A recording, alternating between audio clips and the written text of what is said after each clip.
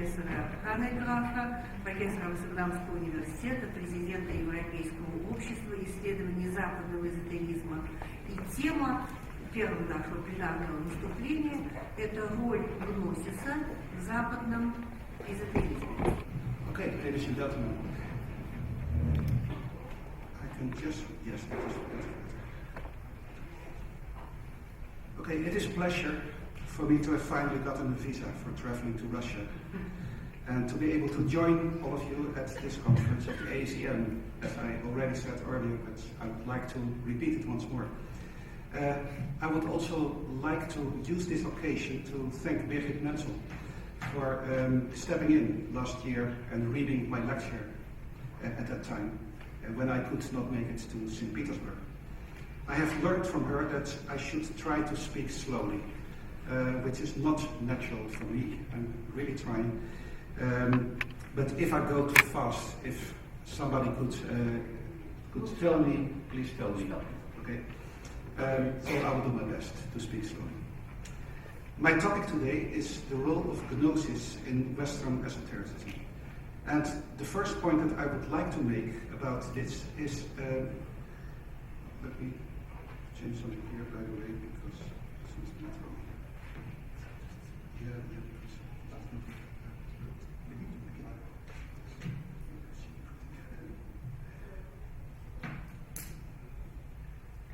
Yes.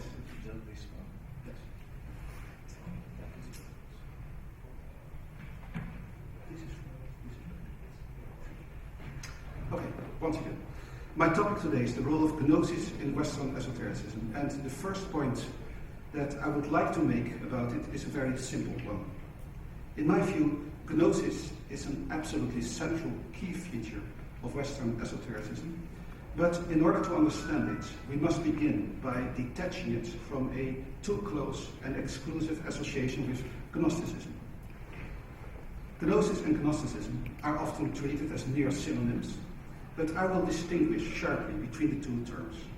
Gnosis is Greek for knowledge, and it is well known that in the Hellenistic milieus of late antiquity, it was understood quite specifically as a special kind of salvational knowledge by which the soul could be liberated from its material entanglement and regain its unity with the divine mind. The search for such salvation through Gnosis was by no means limited to Gnostics alone. Rather, it seems to have been the central preoccupation of a kind of trans-confessional cultic milieu that flourished widely in the Hellenistic culture of late antiquity, particularly in Egypt. Its adherents could be pagans, Jews, or Christians, but they all interpreted Platonic, or more specifically Middle Platonic, metaphysics in such a way as to transform these philosophical systems into religious worldviews, not philosophical ones. Religious worldviews with their own mythologies and ritual practices. This does not mean, however, that they themselves consider their religious beliefs as something new. On the contrary, the common assumption in this period was that the oldest was always best, and therefore the most ancient sages had been closest to the divine truth. This brings me to an important term, Platonic Orientalism. This term which is quite central to my talk, this term means that even Plato himself was not supposed to have been an original or innovative thinker, but he was seen as merely an important link in the chain of transmission of the ancient and universal spiritual wisdom.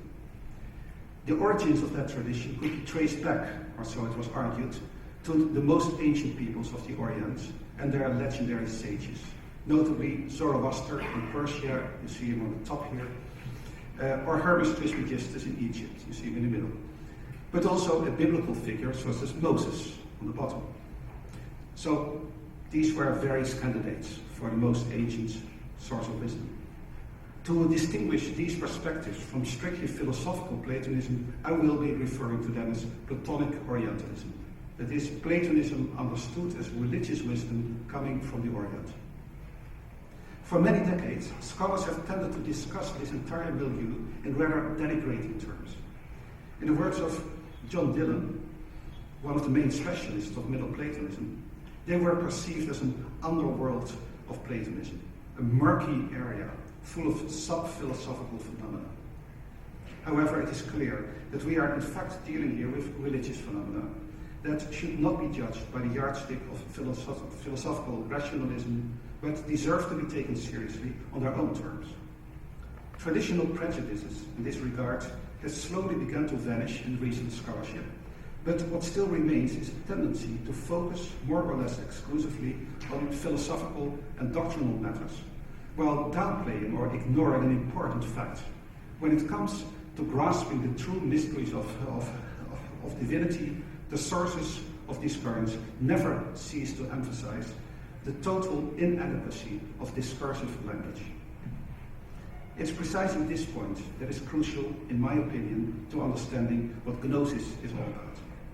It implies that theoretical discussions about such matters as cosmogony, anthropology, or eschatology, no matter how much space may be devoted to them, or how interesting they may be to modern scholars, that these matters were considered to be of strictly secondary importance. As formulated in the Hermetic writings, and here's a quotation, reasoned discourse, logos, simply does not get to the truth. However, the supra-rational faculty of mind is more powerful, and, quote, when it has been guided by reason, logos, up to a point, then it has the means to get as far as the truth. It follows from this that one should not expect the textual sources to actually describe the contents of Gnosis. At most, they contain stammering expressions of amazement and awe about a range of spiritual experiences that defy verbalization and can only be hinted at by very inadequate analogies.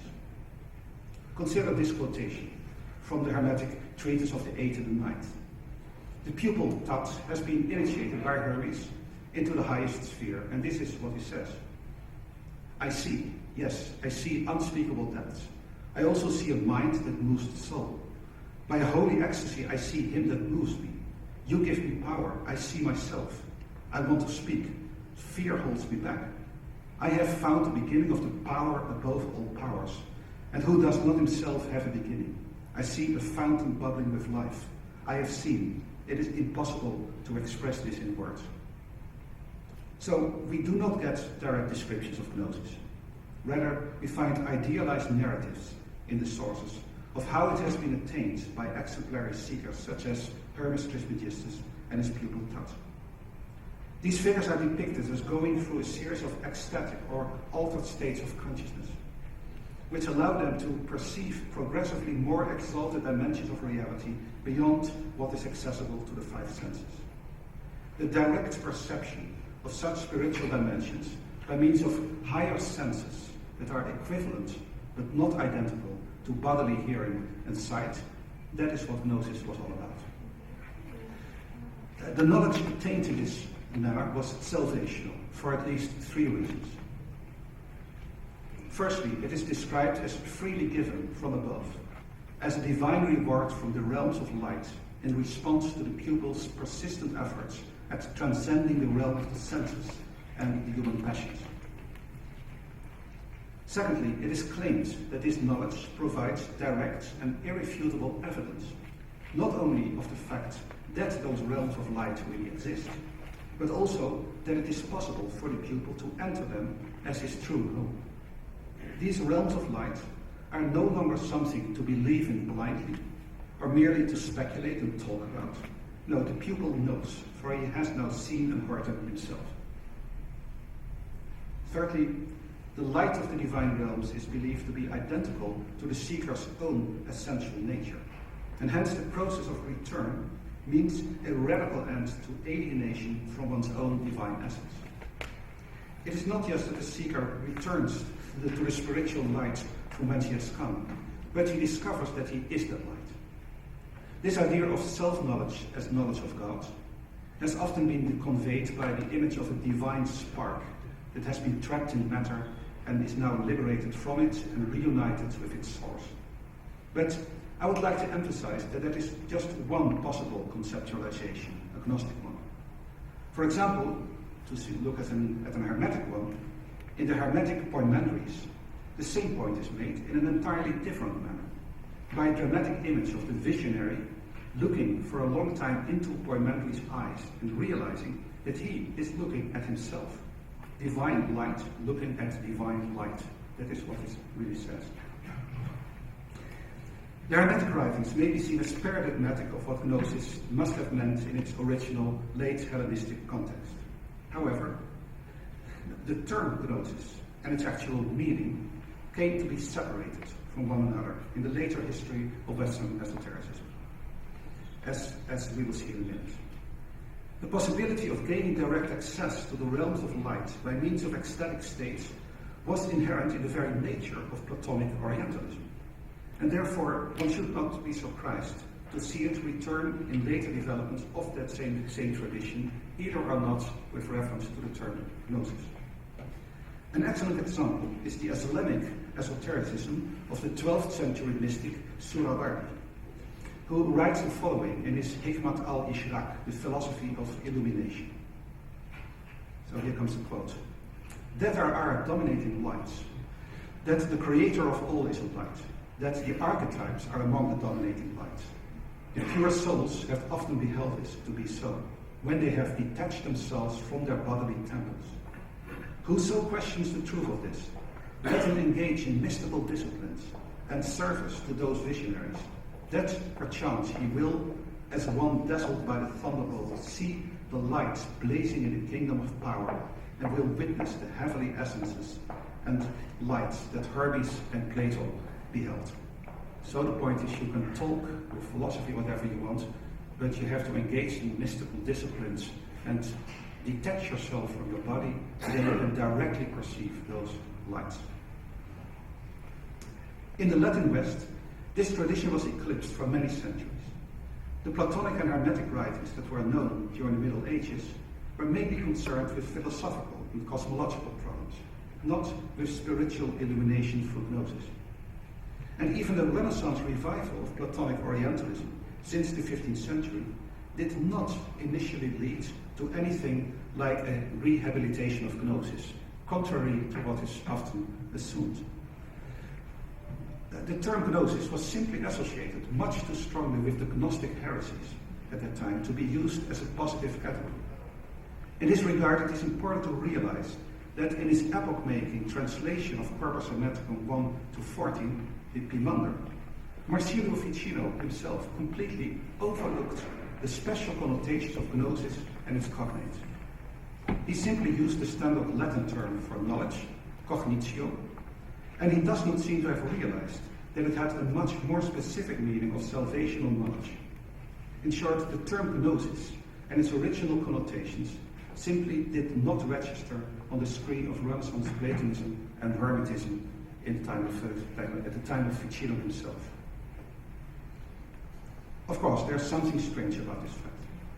After all, the humanists were busy studying and translating the entire textual corpus of Platonic Orientalism. They were studying the Hermetica, the Chaldean oracles attributed to Zoroaster at the time, and they were studying a variety of Middle Platonic and especially Neoplatonic writings. It is hard to believe that they would have remained entirely oblivious to the central message of salvation through superior knowledge. And indeed, although the specific term Gnosis is never used, the kind of supra-rational ecstatic knowledge to which it refers did indeed become an important theme. One can see this already in the work of Ficino's contemporary, Lodovico Lazzarelli. He translated the final three treatises of the Corpus Hermeticum 16 to 18, which were not included in Ficino's Pimander. And in fact, he appears to have understood the basic message of the Corpus Hermeticum far better than the great Ficino. For Lazzarelli, the Hermetica were all about attaining salvational knowledge of one's own divine nature and origin by means of an ecstatic ascent back to the realm of light. This beautiful Crater Hermetis, a masterpiece of Hermetic spirituality, demonstrates that it was indeed possible for a 15th century Italian humanist to understand what the anonymous authors of the Hermetic writings had meant to say. So, what about Ficino then? Ficino does speak about his supreme salvational knowledge as well. However, he does not use the term Gnosis, and his primary reference was not the Corpus Hermeticum, but Plato's dialogue, the Phaedrus. More precisely, Ficino highlighted Plato's description of four hermetic frenzies, Greek mania and Latin furor, which allowed the famous chariot of the soul to make its ecstatic ascent back to the realms of the divine. And various later Renaissance thinkers, one can observe how hermetic religiosity and these Platonic frenzies were associated with one another up to a point of virtual identity. It is therefore reasonable to conclude that in this entire Renaissance tradition of ecstatic religion on Platonic and Hermetic foundations, the late antique tradition of Gnosis did survive, but it survived incognito, not under the label of Gnosis, but with reference to other terms such as mania, furor, etc. Now, due to the wholly negative image of Gnosticism, ever since the Church Fathers, we should not be surprised about the fact that the connections between Renaissance Platonism and Hermetism and the dualistic heresies of the first centuries would be drawn not by the defenders of the Prisca Theologia or ancient wisdom, but by its critics. By its critics and enemies. During the second half of the 16th century, it became increasingly common for polemicists to imagine historical lineages of darkness, leading from Oriental barbarism in Egypt, Persia, Babylonia, up to Pythagoras, Plato and Platonism, and from there to Gnosticism. Eventually, this perspective gave rise to full-blown histories of error, in which the spread of heresy was traced from its origins through the centuries and up to the very present. The culminating example of this genre of negative depictions of the whole tradition, the genre known as anti-apologeticism, the culminating example was an influential book by the Protestant heresy hunter Eregot Daniel Kolberg, Platonisch-Hermetisches Christentum, Platonic Hermetic Christianity, published from 1690-91, which presented contemporary currents such as Paracelsianism, Rosicrucianism, and Christian Theosophy as latter-day manifestations of the perennial Platonic Hermetic enemy. Even more influential than Kolberg was the historian of philosophy Jacob Brucker, with his great Historia Critica Philosophiae of 1742-1744. This is an incredibly influential text which has been forgotten largely by modern scholarship.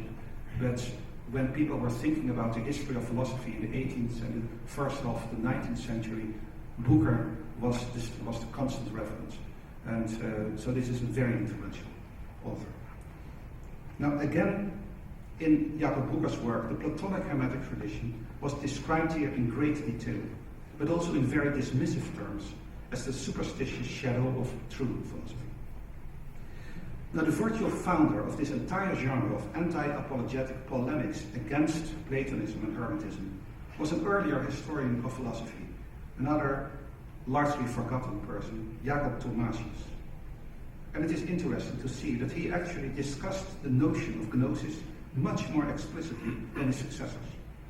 His pioneering work, Schediasma Historicum of 1665, even carries the term Gnosis in its title, as you see here, Gnosis ton onton, Gnosis of everything, or of the things that are, I should say.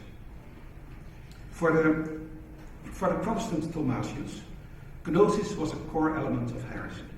According to him, it referred to the vain and illegitimate attempt to gain knowledge about divine realities by merely human means, independently of the biblical revelation. As such, Thomasius demarcated Gnosis from two other categories: from the legitimate, although limited, knowledge gained by rational philosophy, on one hand, and the superior knowledge about divine things revealed by God and received by pistis, faith, on the other. In Jacob Brucker, this triad corresponds with a distinction between, first, the true religion of biblical revelation as he saw it, second, the history of philosophy, and three, the history of crypto-pagan religion as a negative counterpart of both. And this third category contains essentially everything that we nowadays study under the heading Western esotericism. As the history of philosophy established its identity as an independent discipline from the 18th century on, it did so by sharply excluding this third category, which became academically homeless for centuries. I've analyzed this process in detail in my book, Esotericism and the Academy, Rejected Knowledge in Western Culture, so I have to refer to that for the details. In Tomasi's analysis, the search for gnosis was highlighted as central to this third category of crypto-pagan religion, as he saw it. And hence we end up with the idea that there are three essential paths of knowledge: reason, faith, and gnosis. With hindsight, it was only a question of time before authors who were critical of Enlightenment rationality and science, but unwilling to simply return to Christian orthodoxy, would begin to see this third category of gnosis in a more positive light. However, we must be careful. In most cases, the term gnosis was still used not in the specific term sense of a special type of supreme salvational knowledge, but rather as a general label for all the various currents in late antiquity, including Gnosticism, that I have been referring to as Platonic Orientalism. The term esotericism seems to have been invented in Germany in 1772 for the first time, and was picked up by the French scholar of philosophy and religion Jacques Maritain in an important book published in 1828, Histoire critique du gnosticisme, the critical history of Gnosticism. Like so many authors before, and especially after him, Maritain used the terms Gnosticism and Gnosis as synonyms. According to him, they refer to, I quote, the introduction into Christianity of the cosmological and theosophical systems that had been the chief part of the ancient religions of the Orient. Not much later, in 1835, the great historian of Christianity, Ferdinand Christian Bauer, built further upon Martain's work, and he defined Gnosis quite simply as philosophy of religion. Gnosis is philosophy of religion, according to him. This was in fact a very smart move. It means that Bauer turned Jacob Tomasius, Erik Daniel Kohlberg's and Brugger's third category of Gnosis into a neutral one. It had been a negative category, now it became a neutral category. Human attempts to investigate the divine mysteries were no longer presented as punishable and dangerous hubris, but as polemicists, as all the polemicists had done. Instead, Bauer presented them as a quite legitimate pursuit, philosophy of religion. It could be traced from the ancient Gnostics through Jacob Boehme, culminating, according to him, in Hegel's system of idealism. That Gnosis was turned from a negative into a neutral and eventually a positive category by German idealists and admirers of Jacob Boehme is also demonstrated by the case of Franz von Baader, who presented the true Gnosis as an alternative to linear causality in several of his essays. So things are really changing here in the first decades of the 19th century. In the occultist milieu of the later 19th century, Gnosis remained a general label for all historical currents that I have referred to as Platonic Orientalism. It was still not understood in its original Hellenistic sense as some special type of knowledge. For instance, in a chapter with the significant title Christian Dogmas Derived from Heathen Philosophy, the founder of modern theosophy, Helena P. Blavatsky, declared that although the Gnostics were destroyed, quote, the Gnosis, based on the secret science of sciences, was never without its representatives in any age or country, end quote. As examples, she mentioned Zoroaster, Abraham, Enoch, Moses, the three Hermeses Trismegistai, Pythagoras, Plato, Jesus, Philo of Alexandria, and the Kabbalah. Elsewhere, she made clear that for her, Gnosis was simply one of the synonyms of theosophy. In many later instances of the term Gnosis, in esoteric, occultist, or traditionalist literature, from Blavatsky to the present, we find the same pattern. The term Gnosis, it stands quite generally for the true wisdom or for the true secret science, and for its many representatives through the ages, who possess the superior knowledge about the nature of reality and the divine. Let me emphasize once again that we are dealing with two parallel histories of Gnosis. From the Renaissance on, the term Gnosis was hardly ever understood in its precise original sense of a special kind of salvational knowledge. Instead, it was understood as a general label for a whole range of heretical currents, from Gnosticism, Hermetism, Neoplatonism to Paracelsianism, Jacob Böhme's Christian Theosophy, and so on. But parallel to this history of the term Gnosis, we also have a history of Gnosis itself, the fundamental notion of a direct, experiential, salvational knowledge of the divine and one's own inner self. This notion was carried on incognito, that is to say, not under the label Gnosis, but under other labels. I have already explained how the notion of an internal sense by means of which the soul can perceive metaphysical realities beyond the realm of the normal senses was discussed during the Renaissance with reference to terms such as the Platonic frenzies, mania, furor. It continued in the so-called vernünftige Hermetik, the rational Hermeticism that flourished particularly in Germany during the late 18th and the 19th century, closely connected to the widespread search for a higher reason that should be superior to the shallow rationalism of the Enlightenment, and it should lead to a higher knowledge reaching beyond the domain of natural science alone. Remarkably enough, the appeal to Gnosis could sometimes even serve the agendas of the Enlightenment itself. See, for instance, this amusing case of a rationalist paraphrase of the Old Testament published in 1735. We read here, in this text by Johann Lorenz Schmid, that the snake in paradise speaks the following words to Eve. I quote, "God knows that you will receive a great illumination when you eat from this fruit. Yes, you will receive a divine intellect and attain to a higher knowledge." Such a passage was useful in the context of Enlightenment polemics against the dogmatism of the churches, which were criticized for trying to keep men ignorant.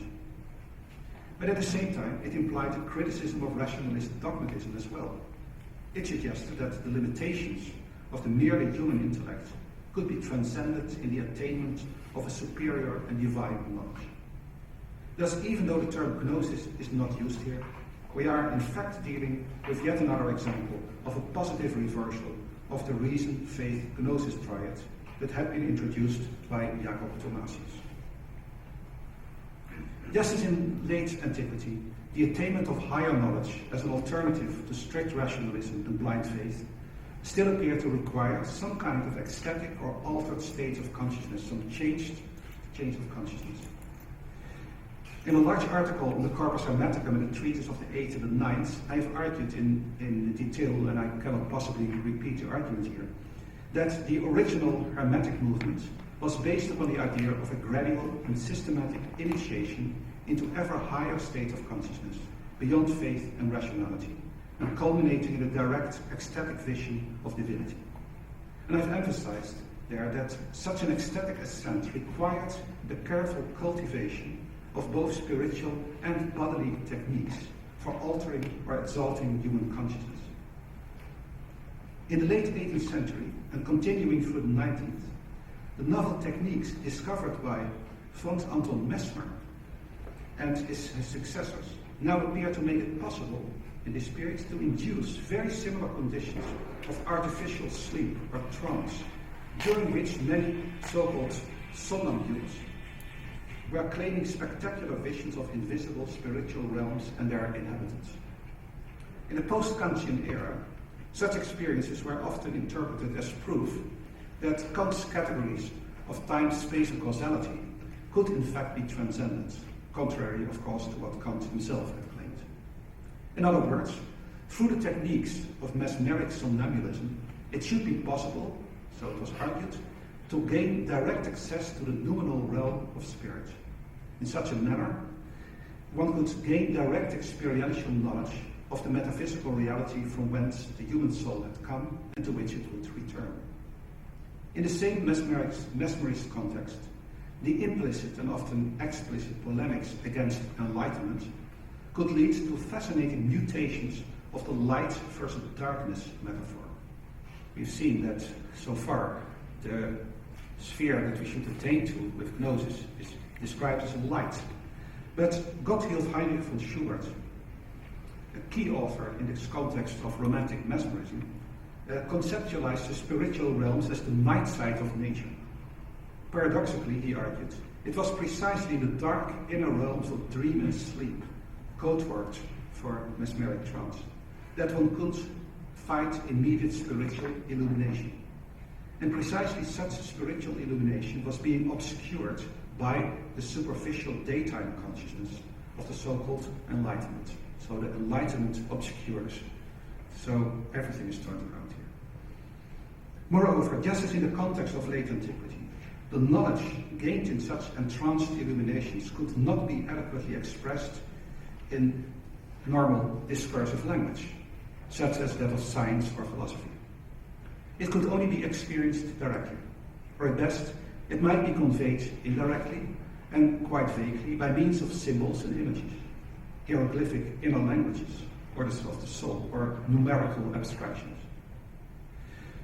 As the mesmeric current developed into occultism during the later 19th century, practitioners began to experiment with any possible technique, whether traditional or novel, by which normal rational consciousness could be modified so as to gain access to the higher world.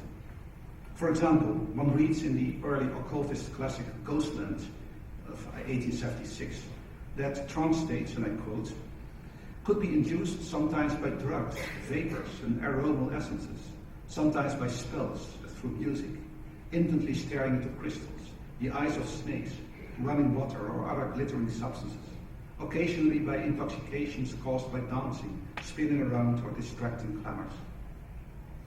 To sum up, by the end of the 19th century, experimentation with occultist or occult techniques for changing one's consciousness and thereby gaining higher knowledge had become interwoven in very complex ways with the emergence of the new science of psychology.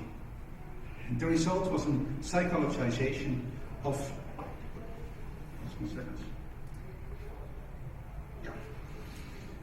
The result was a process of psychologization of religion and sacralization of psychology that has developed further up to the present day.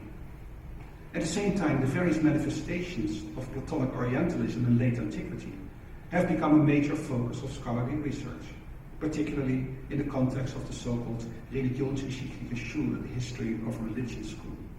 And following a terminological convention that can be traced back at least to Ferdinand Christian Bauer, as I already argued, that field as a whole has often been referred to by the general German label the Gnosis. All these various developments, mesmerism, somnambulism, 19th century occultism, experimentation with alterations of consciousness, clinical psychology, and the scholarly study of Gnosticism, Hermetism, and other manifestations of the Platonic Orientalist milieus of late antiquity, as well as medieval and early modern alchemy, all these concerns have come together in the early 20th century in the oeuvre of Carl Gustav Jung. Jung's famous term, individuation, refers to an arduous process of self-discovery and psychological integration through confrontation with the archetypal contents of one's personal as well as the collective unconscious. With explicit reference to Gnostic symbolism, this process was described by Jung as an initiatic process ultimately aiming at unification with one's own divine self, or deification. Jung has become enormously influential, of course, in popular culture, particularly after World War II. And as a result, his psychological interpretation of ancient Gnosticism, as well as of alchemy, which he saw as a continuation of Gnosticism, has become certainly the single most dominant influence on 20th and 21st century esoteric perceptions of Gnosis as a special kind of knowledge of the self as knowledge of God. Understood as an intuitive knowledge of the heart, Jung and his followers juxtapose it polemically, just as in the days of Jacob Thomasius, against rational and scientific knowledge, as well as against the claims of religious orthodoxy. In the wake of the discovery of the Nag Hammadi library, this Jungian discourse of Gnosis, represented also by well-known scholars such as Gilles Quispel, developed into a significant current of what is known as New Age religion. In this context, newly discovered sacred texts, such as the Gospel of Thomas, are interpreted often in a very selective manner, it must be said, so as to give support to neo-Gnostic, holistic spiritualities. To this we might add the popularity of traditionalist assumptions, about Gnosis as a core element of true spiritual wisdom, from René to Fritjof Schumann, and our many contemporary sympathizers. Although Orthodox traditionalists reject Jungianism and other forms of psychologized religion as just another modernist perversion, in the broader context of contemporary alternative religion, these two perspectives are easily combined by enthusiasts of inner traditions. Finally, and to an extent that may come as a surprise to some of you, the term Gnosis has been reunited in contemporary mass-market esotericism with its original meaning of ecstatic ascent to direct perception of and unification with the higher realms of spiritual light. In countless cases, historians will have very little trouble recognizing current New Age descriptions of those higher realms as latter-day variations or mutations of the Platonic hierarchies. And although the phenomenon remains under-researched, countless groups and individuals today are deeply involved in a whole range of practices and techniques aimed at gaining experiential access to those invisible spiritual dimensions, so as to unite themselves with their own inner essence and regain their original divinity. It is easy for academics to snicker about such aspirations, because the relevant publications for sale in New Age bookshops are so full of the characteristic lowbrow jargon of pop science and pop psychology, instead of the more sophisticated philosophical terminology that is typical of its ancient counterparts. However, I would not know why the salvational knowledge that is sought in these popular contexts nowadays, why this should not qualify as Gnosis quite as much. Let me close with a final remark about the state of academic research on the topic of Gnosis. Entire libraries can be filled with learned studies of Gnosticism and Hermetism in late antiquity, their context in Hellenistic culture, and later historical developments in which their religious perspectives were continued in some manner up to the present day. However, books or even just articles or book chapters devoted specifically to Gnosis as spiritual knowledge are virtually non-existent. In a nutshell, many scholars have attempted to answer the question, what is Gnosticism? But answers to the question, what is Gnosis, are still remarkably scarce. Obviously, I do not mean to deny that one will find at least some discussion of Gnosis in most monographs on Gnosticism or Hermetism. But typically, it is discussed there as merely one element among many others, and not necessarily a very important one either, especially if compared with the lengthy and detailed analysis of such dimensions as cosmic dualism, various elements of Gnostic mythology like the Heimarmene, the Demiurge, the Archons, and so on. It is still virtually unheard of in serious scholarly literature to see Gnosis presented as the central core of these types of religion, in relation to which the other dimensions, important though they may be, are of strictly secondary importance. To pursue such an approach consistently would imply a kind of Copernican revolution in the study of Gnostic, Hermetic, and esoteric forms of religion, because it would promote Gnosis from the status of a minor planet to that of the central sun in the religious cosmos under discussion here. Radical though this may be, such a Copernican revolution is precisely what we need in the study of Western esotericism. Thank you very much.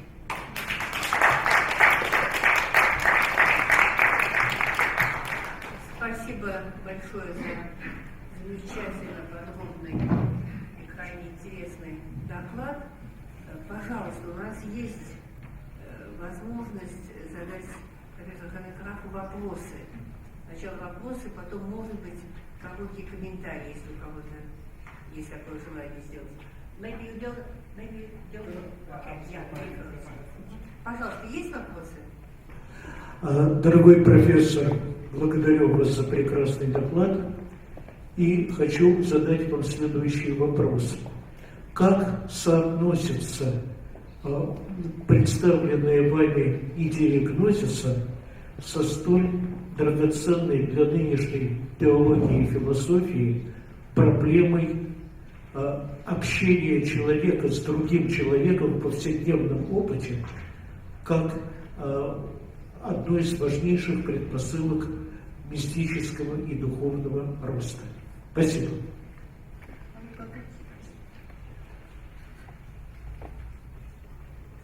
Once again, the correlation between which two notions, I had trouble because the voice is a bit softer than your voice. You will use it once more.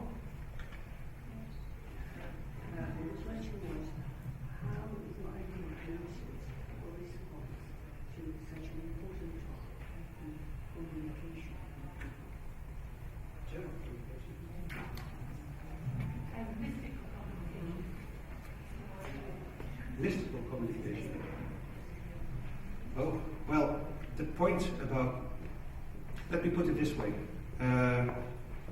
In my teaching about this and the University of Amsterdam, I usually make a distinction, a kind of theoretical distinction between gnosis, faith, and reason. And I do it like this. I argue that reason is a category of knowledge which is characterized by two things. First, it is communicable. So I know something and I'm able to communicate it to somebody else by language, etc. And secondly, it is testable. So anyone else can check whether what I say is true or not. And that kind of knowledge, which is communicable and testable, is reason, and I call reason. Then there's a second category, which I call faith, which is knowledge that is communicable but not testable. For example, somebody claims that Jesus Christ is the Son of God.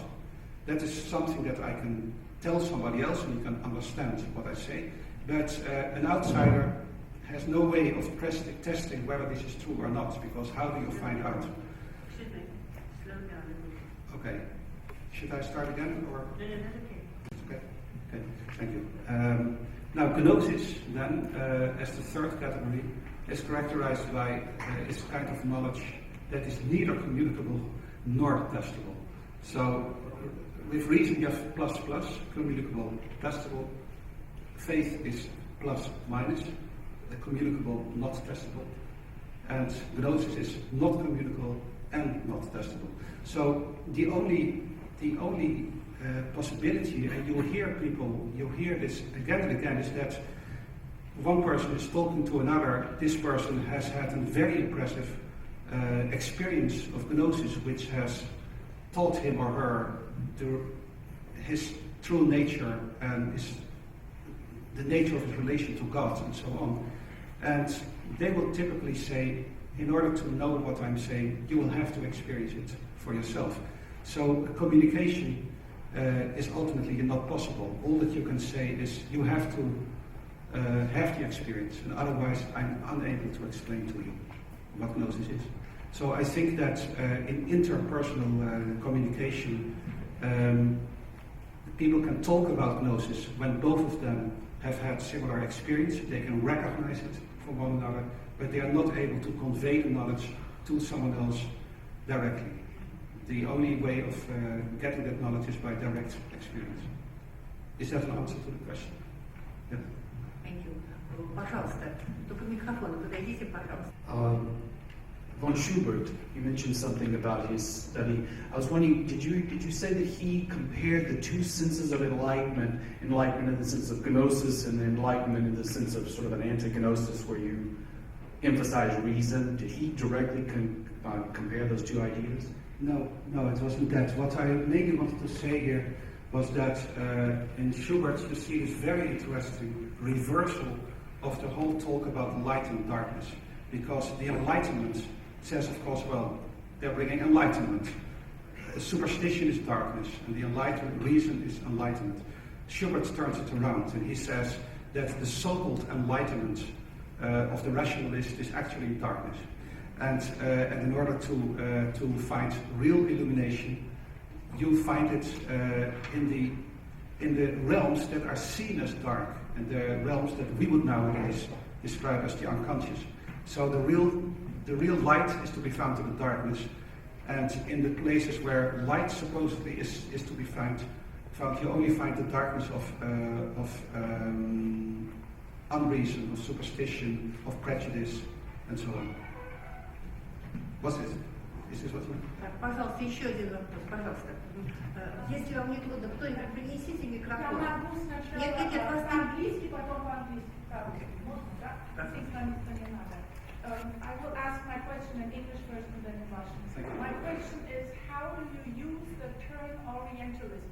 You talk about Platonic Orientalism. Yeah. Is it in the sense of Edward Said, who uses it as a construction in a critical way, or how? По-русски. У меня вопрос такой, как вы употребляете понятие ориентализм? Вы говорите платонический ориентализм, вы употребляете это в том смысле, как Эдвард Саид, известный исследователь в своей книге «Ориентализм», как критически относится к этому, как конструкция ориента, на именование со стороны Запада. Yes. No, I'm not using it in the sense of Edward Said. And this is a disadvantage of my term Platonic Orientalism. When I use it, everybody immediately thinks of Edward Said with his famous work.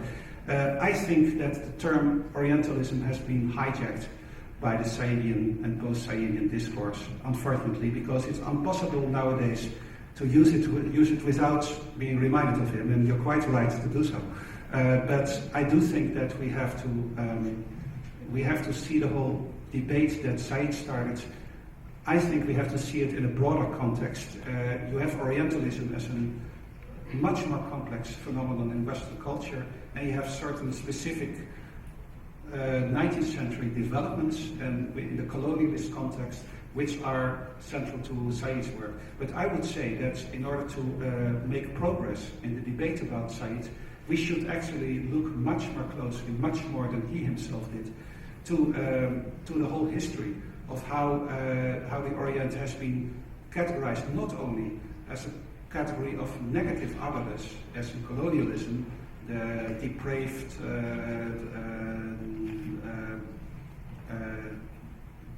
kind of Orient as a negative counterpart to the colonialist superior Westerners.